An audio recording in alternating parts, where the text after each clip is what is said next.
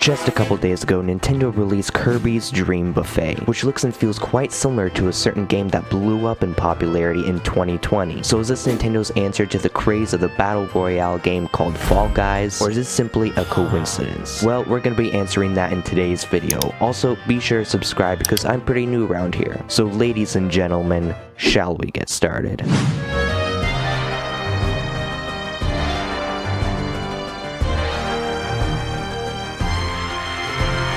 First, we need a basic understanding of each game. I guess we'll start with Fall Guys since it was released first. The basic concept of Fall Guys is to compete against a bunch of other players to survive each unique round of minigames, to ultimately be the last player standing. At the start of each new game, you're greeted with up to 60 other players, all trying to qualify for the next round. The minigames can range from a form of volleyball to weird and wacky parkour. According to the Fall Guys fandom, there are 68 different rounds. 26 of them are races, 8 of them are survival style, 10 of them are hunts, 12 team games, 1 Invisibeam, which I don't even know what that is, and 9 finals. Each of these are unique in their own way and are all very memorable.